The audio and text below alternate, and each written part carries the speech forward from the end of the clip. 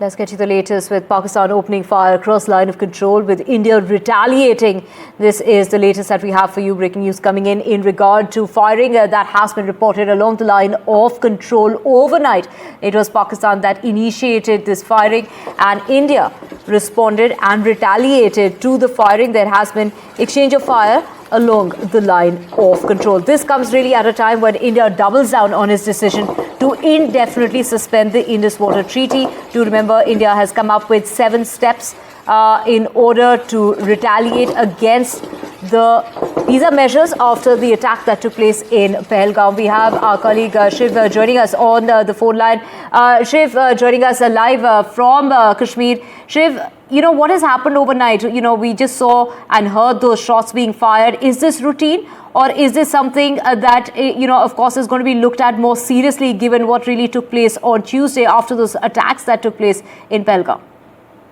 Divya, small arms fire, speculative firing, exchanges of fire on the line of control are not uncommon, to be very frank.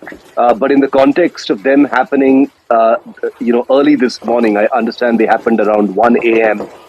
Is not a small thing at all. I've just gotten off the phone with the army. They've confirmed to me that there was speculative firing from the Pakistan side. It was initiated from the Pakistan side and responded to from the Indian side, which is normal. Only small arms were used. You can hear in the audio that there appear to be some kind of machine guns being used. No mortars, no artillery, no heavy weapons of any kind were employed right now. If things escalate, heavy weapons might come into play. But the context of them happening a day after India has more than made it clear that some kind of major action, possibly military, is in the offing, makes this sort of speculative firing, which is otherwise routine, seem like belligerence or seem like an act of aggression. Remember, Pakistan is also trying to send out a signal. The Pakistan army posts along the line of control will also be, through these, small ceasefire violations, trying to send out the message that their military is ready, their military is not cowed down, they're ready for a fight. It's almost like saying, bring it on in a small way. At the tactical level, if you zoom into those posts on the line of control, they're not very far apart. So this kind of firing can, in some ways, lead to casualties, but I can confirm that no casualties have taken place in this particular firing. It lasted only for about 25 minutes, according to my information, in different sectors, including the Lipa Valley Uri sector, which is also significant, Divya, because this is where the Uri surgical strikes took place. One of the strikes happened on launch pads in the Lipa Valley in Pakistan-occupied Kashmir, and therefore this is important. Another piece of context, of course, is that the army chief is landing in Srinagar today, where I'm reporting from, and therefore every small or routine escalation of this kind assumes much larger proportions because of the context that they're happening in. With everyone on tenterhooks, with the militaries on both sides kind of braced and ready for, perhaps political orders, this is a sensitive time. Right, absolutely, Shiv. And this also really comes at the time when, Pakistan has gone and made those announcements as well in regard to the Shimla Pact of 1972, which validates the line of control in Jammu and Kashmir and Ladakh. And of course, the opposition completely backing the government for any action condemning the massacre that took place that claimed 26 lives. Thank you so much, Shiv, for joining us from Srinagar. To know more on this, we also have with us Major General Ashwini Sewaj joining us. Thank you so much, sir, for speaking with us. Security analyst there. Sir, there has been an exchange of fire that has been reported. Is this routine, or are we looking more into this given the circumstances? There is a ceasefire from 2021 February, and by and large it has been, both the countries have been agreeing to it and also following it. But what is going to happen now? In fact, the series of action which India has taken, and thereafter even Pakistan has taken, and the tension is very high on the line of control, then it becomes something serious. Now, the point is, as far as India is concerned, we have already declared that we are going to take revenge to whatever has happened in Pahalgam, where we lost 28 brave hearts. So, if you consider that, and then you see in the light what has built up thereafter, we have taken certain diplomatic action, we have taken economic action, and we are now likely to take a military action in time to come, because Prime Minister Modi has already said in no uncertain term, this time whatever action is being taken by India will be very, very robust, and it will hit Pakistan very hard. So therefore, possibly Pakistan is also trying to gear up that certain action which we took, that holding Indus Water Treaty in abeyance, as well as certain other action which we have taken. Basically, Atari post has been also stopped. Pakistan has also taken certain action like Shimla Agreement. They are not going to follow. Airspace has been denied to India. So I suppose Pakistan also trying to show that they are prepared for any eventuality, and they will also suitably respond in case India takes some action. But all said and done, India has made up its mind very clearly, and India is preparing for a major action. When, where, and what will be a caliber, that one can't really say. But then in this time it will be far, far bigger than what it was after Uri, when we had a ground surgical strike, and after Pulwama when we had a Balakot, that was an air strike. So this time possibly it is going to be very, very solid, and it has to be robust, and possibly both sides are now preparing for that. And even Pakistanis are now returning to a small fire. So to that extent, if you see it, you have to take it slightly seriously. Absolutely, taking the matter seriously. Of course, after Prime Minister Modi said that India will identify, track and punish every terrorist and their backers who are behind that attack. And of course, thank you so much, sir, for speaking with us here on NDTV. Now, the Sweden ambassador to India spoke exclusively to NDTV's Vishal, my colleague, on the heinous Pahalgam attack. The ambassador has said that terrorism is a global threat and that Sweden is committing is very committed to fight against terrorism. Let's listen in to this very special interview. We have with us today a special guest, Ambassador of Sweden to India. We'll speak with him and get to know what are the reactions from Europe and rest of the world, and what are people in Europe thinking about the attack that happened in Kashmir. Thanks a lot for speaking with us, Ambassador. Thank you for having me.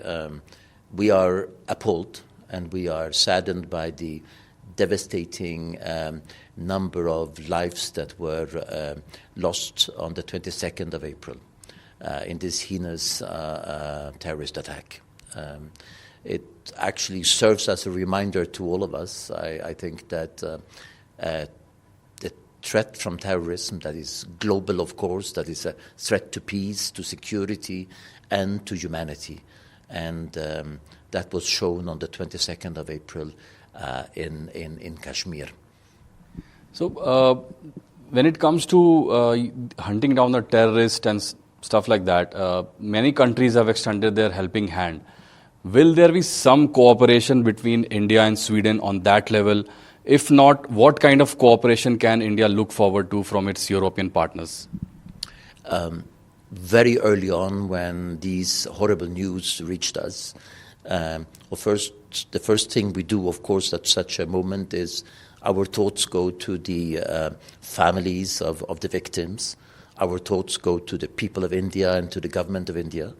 And we showed our solidarity with India at this very, very difficult time. At the same time, our Prime Minister, in his statement on this occasion, said that Sweden remains committed to support all global efforts against terrorism in all its forms. So I think that there is a necessity at moments like this that we join forces, and that this is a global phenomenon. It's a phenomenon without borders, and we need to really join our forces together when these things happen. Lastly, Ambassador, I would like to ask you is, how does Sweden assess the role of some regional factors in Kashmir? There are many factions in Kashmir. What does Sweden think about them? I'm not in a position to judge that. I think that there will now be investigation into this horrific incident that happened. And then the findings of those investigations has to be analyzed. Again, I'm representing my country here. I'm here to support India at this very difficult moment. But what are the background of this? What will be the consequences of this? That's up to the experts and to those closely involved to judge. And with that, we're slipping to a very short break. Back with a whole lot more on the other side. To stay with us.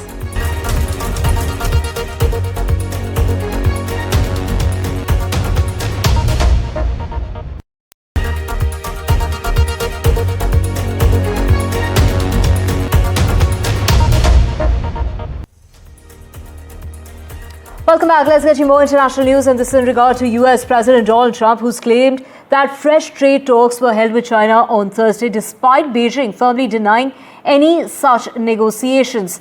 Now, Trump told reporters that meeting took place earlier in the day, sparking confusion after China's Commerce Ministry dismissed those claims and calling them absolutely baseless. Tensions between the world's two largest economies remains high, with tariffs on both sides soaring to as much as 145%. The IMF has urged both nations to resolve their differences quickly, warning that the escalation, as far as this escalating trade war is concerned, is driving global economic uncertainty. That is what the IMF chief had to say, that a settlement is essential as the current volatility. We're talking about the volatility that is stifling investment, weakening growth, and also alarming governments worldwide.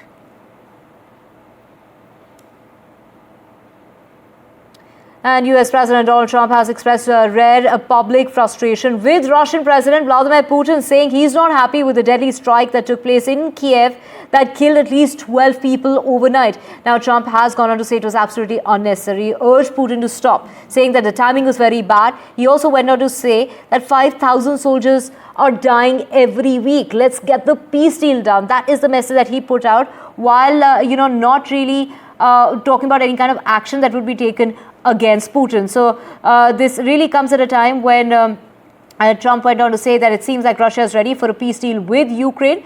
But the strikes mark the deadliest assault on the Ukraine capital, we're talking about Kyiv, in months, and has also come amid growing pressure on Ukraine to accept land concessions in a potential peace deal. To know more on this, let's just get in our guest who's joining us this morning, Robert Moran. Thank you so much for speaking with us on NDTV. Well, Trump's message to Putin comes a day after the American president said he believed Russia is ready for a peace deal with Ukraine, but has asked Putin to stop, which really wasn't on expected lines, given the fact how the meeting with Zelensky went, and of course, the siding of Trump that was seen with the Russian side. And now, of course, putting out this message, really putting it out in loud and clear terms that 5,000 soldiers are dying every week, and asking Putin to stop. What does this really mean? So what's happening here is that the Trump administration wants to pivot the American military towards a much stronger posture in Asia relative to China. They want to wind down this war in Ukraine, and the president ran on ending the war in Ukraine. The problem that the president has, and he's in a tough spot, is that Putin wants to push as much as he can on the battlefield to get the strongest concessions possible for a final deal. The challenge here is that at some level, the Americans probably needed to escalate in order to get Putin to the table to an advantageous deal. They have not done that, and so now they're in this awkward position of telling him to stop, but it's not necessarily in Putin's best interest to stop, because he wants to try to gain as much ground, as much leverage as possible in negotiations. And this has always been the challenge in terms of trying to end the war, which is, in order to get the Russians to the table, you have to essentially, the West needs to escalate and make it as painful as possible. And Trump tried to get a deal by coaxing Putin into the process, but Putin understands one thing. He understands power. And so that's where we are right now. Right. Thank you so much for joining us this morning in India to get us what this really means, given the fact that it did seem like Trump was running out of patience, but it seems to be a strategy in place. Thank you so much for speaking with us. Now, staying with news of Donald Trump, he's set to give an interview to the Atlantic's editor-in-chief, Jeffrey Goldberg, the journalist who broke the Signal Gate scandal last month. Trump confirmed the meeting on his Truth Social account, calling the interview a personal competition to see whether the Atlantic is capable of being, in his words, truthful. The interview follows a wave of tension after Goldberg exposed leaked Signal messages involving top White House officials discussing military strategies, despite previously calling Goldberg a sleazebag and the magazine failing, while Trump now says the story will be titled the most consequential president of the century. In other news, the Israeli military has admitted that its forces were responsible for the death of a United Nations staff member in Gaza. First, they had gone on to deny, do remember, initially accusing UN of baseless slander. The incident took place on the 19th of March when tank fire struck a UN guest house in Dar al-Bala, killing the UN aide. He was helping provide essential aid to the population in Gaza.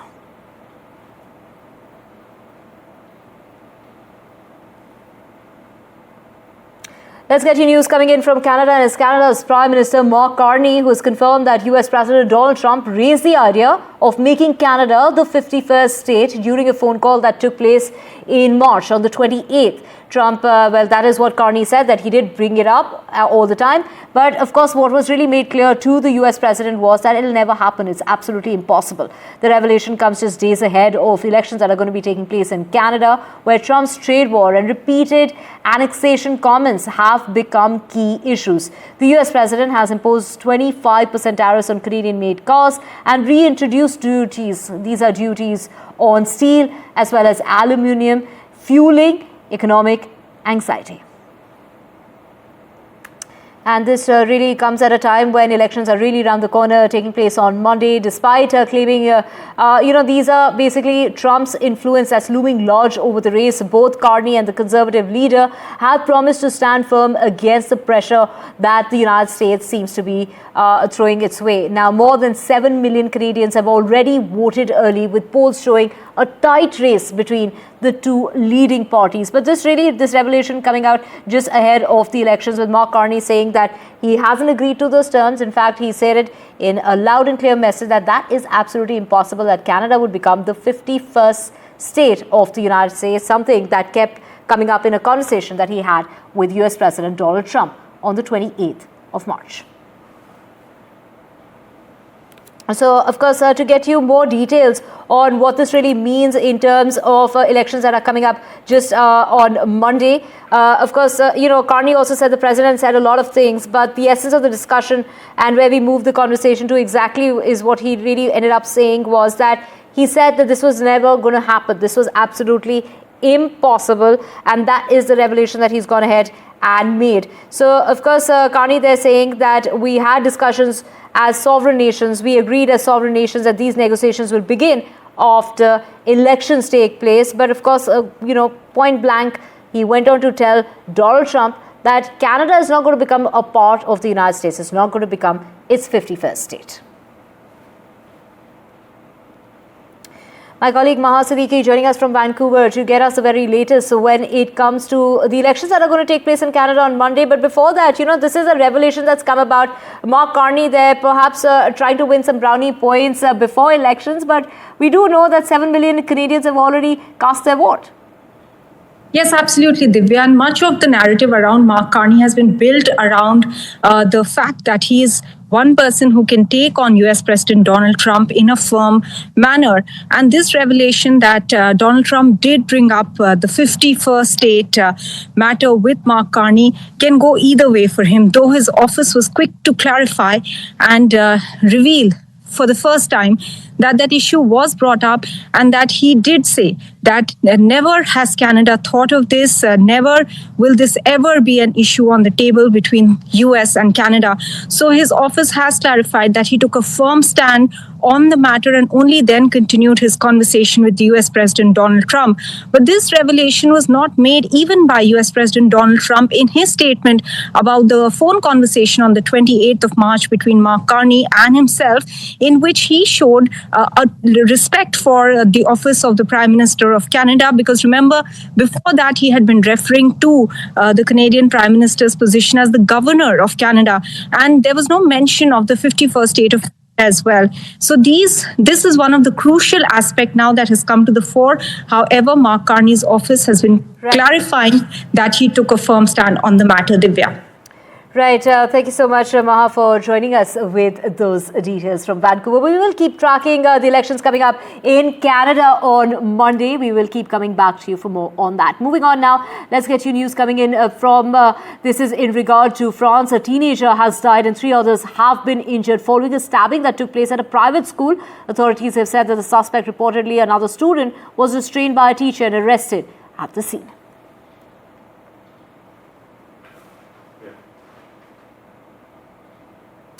And with that, it's a wrap on this edition of NDTV World. We'll be back tomorrow with a whole lot more. Thank you so much for watching.